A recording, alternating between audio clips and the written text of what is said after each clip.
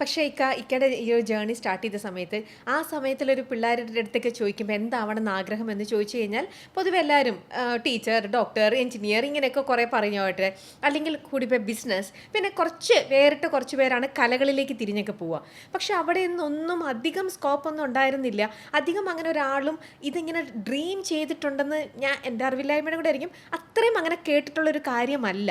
പക്ഷേ ഈ വേറിട്ടൊരു ഐഡിയ അല്ലെങ്കിൽ ആരെയെങ്കിലും കണ്ടിട്ടാണോ ഇക്കയ്ക്കും തൊട്ട് മുന്നേ പറഞ്ഞു വേർപ്പൊഴുക്കാതെ എനിക്ക് പൈസ ഉണ്ടാക്കണം എന്ന്.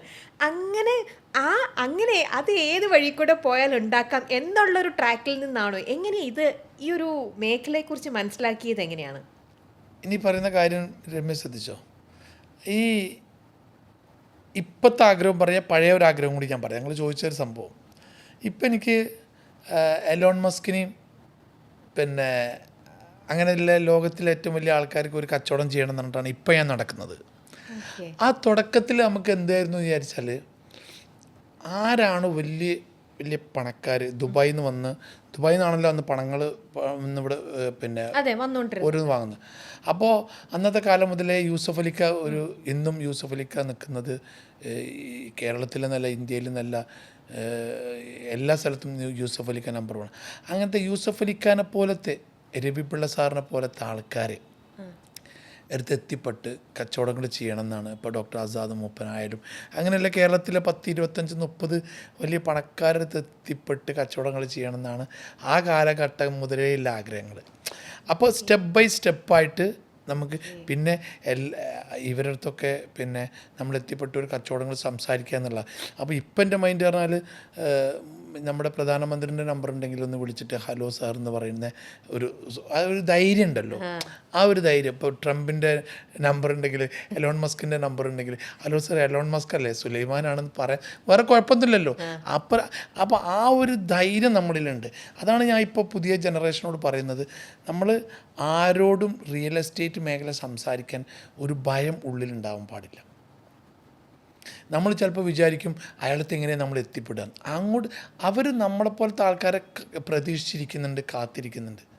അപ്പോൾ നമുക്ക് അവരോട് നമുക്ക് അവർ റിജക്റ്റ് ചെയ്തോട്ടെ, പക്ഷെ നമ്മളെ ഡെസ്റ്റിനേഷൻ നമ്മൾ കവർ ചെയ്യണം, അവർക്ക് എത്തുക എന്നുള്ളതാണ്. മനസ്സിലായി? അതാണ് ഒരു സംഭവം. ഇപ്പോൾ ഇന്ന ആളത്ത് ഞാൻ എങ്ങനെ പോകും, പേടിച്ചിരുന്നാൽ നമ്മൾ അവിടെ ഇരിക്കും. ആ ഒരു സംഭവമാണ് നമ്മളെ പിന്നെ ഇപ്പോൾ നമ്മൾ എത്തിയെന്നൊന്നും പറയാൻ പറ്റില്ല, ഇനിയും എത്രയോ എത്താനുണ്ട്. ആ ഒരു ധൈര്യം നമ്മളുണ്ടല്ലോ, അത് പിന്നെ രമ്യ ഞാൻ പറഞ്ഞില്ലേ നേരത്തെ, ഒട്ടനവധി കഷ്ടപ്പാടുകളൊക്കെ സഹിച്ച് ഒരു സ്ഥലത്ത് പെട്ടെന്ന് കയറി ഒരു ചെടി സ്പീഡായിട്ട് വളർന്ന മാതിരിയല്ല, ഇതൊക്കെ വലിയ വേര് പിടിച്ച് വളർന്ന മാതിരി കുറേ കഷ്ടപ്പെട്ടാൽ വളർന്ന് പെട്ടെന്ന് തളരൂല. പിന്നെ നിരാശപ്പെടുത്തുന്ന ആൾക്കാരുണ്ട്. പ്രത്യേകിച്ച് ഇപ്പോൾ ഈ ഫേസ്ബുക്കും ഇൻസ്റ്റഗ്രാമൊന്നും ഇല്ലാത്ത കാലഘട്ടത്തിലും നമ്മളെ നിരുത്സാഹപ്പെടുത്തും. ആദ്യമൊക്കെ നമുക്ക് ആ ഒരു മൈൻഡ് വന്നിരുന്നു. നിരുത്സാഹപ്പെടുത്തുമ്പോൾ അല്ലെങ്കിൽ മറ്റൊരാളെ നമ്മളെ കുറ്റം പറയുമ്പോൾ നമ്മൾ പിന്നെ ഒരു ഭയം എന്താണ്, പിന്നെ അതിനെപ്പറ്റി നമ്മൾ അങ്ങോട്ട് ചോദിക്കാൻ പോകും. ഇപ്പോൾ അത് കേട്ട് മടുത്തുകൊണ്ട് എന്തായാ, അങ്ങനെ നിരുത്സാഹപ്പെടുത്താനായിട്ട് ഒരു കൂട്ടർ ആൾക്കാർ എല്ലാ സ്ഥലത്തും ഉണ്ട്. അപ്പോൾ അവരെ നമ്മൾ മൈൻഡ് ചെയ്യാണ്ടിരിക്കുക. അത് കുടുംബത്തിലാണെങ്കിലും കച്ചവടത്തിലാണെങ്കിലും പിന്നെ നല്ല എനർജറ്റിക്കായിട്ട് പോകുന്ന ആൾക്കാരെ. ഇപ്പോൾ രമ്യനെ ഞാൻ പെട്ടെന്ന് വേണമെങ്കിൽ 5 മിനിറ്റ് കൊണ്ട് ഞാൻ രമ്യനെ ആകെ ചിന്തിപ്പിച്ച് ഒരു ഡൗൺ ആക്കാൻ പറ്റും. സത്യത്തിൽ എന്തോ ഒരു കാര്യം രമ്യനെ പറ്റി ഞാൻ കേട്ടിട്ടുണ്ടായിരുന്നു എന്ന് പറഞ്ഞാൽ മതി. എന്താ സുലൈം പെട്ടെന്ന്. അപ്പോൾ അങ്ങനെ ആൾക്കാരെന്ത് ചെയ്യും, പിന്നെ സുലൈമാനെ അങ്ങനെയല്ലേ, ഈ ഒരു സംഗതിയിൽ കുറേ ആൾക്കാർ ഡൗൺ ആവും. അപ്പോൾ ഇക്കയ്ക്കും അങ്ങനെ അനുഭവം ഉണ്ടായിട്ടുണ്ട്. എത്ര കുടുംബപരമായിട്ട്, കൂട്ടുകാരപരമായിട്ട്, കച്ചവടപരമായിട്ട്, ഇല്ലാത്ത സംഗതികൾ, ഉള്ള സംഗതികൾ, ഇല്ലാത്ത സംഗതികൾ. ഇത് പറഞ്ഞാൽ ഒരു മനുഷ്യൻ്റെ എനർജി താന്നു പോകും. അവിടെ നമ്മൾ ബൂസ്റ്റ് ചെയ്ത് കൊടുക്കണം. അത് അവിടെ കോൺഷ്യസ്ലി ഇക്ക വളരുന്നത് കണ്ടിട്ട് ആ വളർച്ചയുടെ അധപതനം ആഗ്രഹിച്ചുകൊണ്ട് ചെയ്യുന്നതാണോ? അതെ, അത് ഈ ഇതിനൊരു മരുന്നില്ലല്ലോ ശരിക്ക്. അത് എങ്ങനെ ഏത് കാലത്തും അത് ലോകത്തുണ്ടാവും. അപ്പോൾ അവിടെ നമ്മൾ ചിലപ്പോൾ തളർന്നു പോകും. പിന്നെ ചില ലാൻഡുകൾ കൊടുക്കാണ്ടാവുമ്പോൾ അതിനെ മൈനസ് പറയും. ശരിക്കും ആ പോയിന്റിലൊക്കെ നമ്മൾ എന്ത് ചെയ്യണമെന്ന് അറിയാം, ശരിക്കും കയറി ചെന്ന് പഠിക്കണം. ആ സുലൈമാനെ അവിടെ പണ്ട് ഒരു ശവം കുഴിച്ചിട്ട് കേട്ടോ, അല്ല ആ ഭൂമിയിൽ വെള്ളേ ഇല്ല എന്ന് പറയും ചിലപ്പോൾ. അപ്പം എന്തോ ഒരു, അപ്പം നമ്മളെന്ത് ചെയ്യും, ഓ അയാൾ പറഞ്ഞു അവിടെ വെള്ളം കിട്ടില്ല എന്ന് പോകുന്നു. ശരിക്ക് ആ സമയത്ത് എന്ത് ചെയ്യണമെന്നറിയാം രമ്യ, അവിടെ പോയിട്ട് ശരിക്കും ഒരു കുഴൽക്കിണർ കുഴിച്ചാൽ വെള്ളം ഉണ്ടാവും. അവിടെ അങ്ങനത്തെ ഒരു പ്രശ്നം ഉണ്ടാവില്ല. ഈ ഭൂമി ചിലപ്പോൾ കുറേ കൊടുക്കാണ്ട്, കുറേ കാലമായി കൊടുക്കാൻ, അത് കൊടുത്ത് ഒരു കുരുത്തല്ലാത്ത ഭൂമിയാന്നൊക്കെ പറയും. ഇങ്ങനെയൊക്കെ ആൾക്കാരെ തളർത്താൻ അവിടെയൊക്കെ നമ്മൾ എന്ത് ചെയ്യും, പിന്നെ രണ്ടാമത് അതിനെ ഒന്ന് പഠിക്കും. അപ്പോൾ ശരിക്കും ഒന്നും ഉണ്ടാവില്ല, വെറുതെ പറഞ്ഞതായിരിക്കും. പ്രേതമുണ്ടെന്ന് പറഞ്ഞിട്ടുണ്ട്. അതെ, പണ്ടങ്ങനെ മുട്ട കൊഴിച്ചിട്ടിട്ടുണ്ട്, കൂടോത്രം ചെയ്തിട്ടുള്ള ഭൂമിയാണ്. അയ്യോ, ഇങ്ങനെ എന്തൊക്കെ അവിടെ അവരച്ഛനെ കുഴിച്ചിട്ടുണ്ട് അറിയാം. ഞാൻ ചിലപ്പോൾ പറയാം കുഴിച്ചിട്ടോട്ടെ, അവിടെ കിടന്നോട്ടെ, അല്ല എന്താ പറയുക. അപ്പോൾ ആദ്യമൊക്കെ നമ്മൾ അതിൽ വിശ്വസിച്ചിരുന്നു.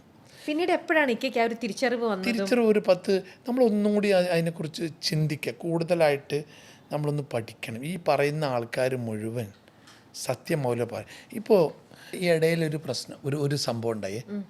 അത് ശരിക്കും എല്ലാവർക്കും അറിയാൻ വേണ്ടി നല്ലതാണ്.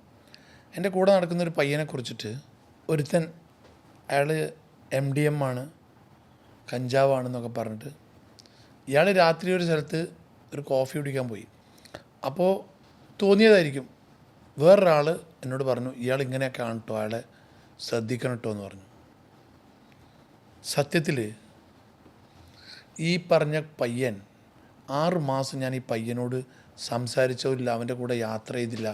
എനിക്ക് അവനോടൊരു ചോദിക്കാനൊട്ട് മടിയായി.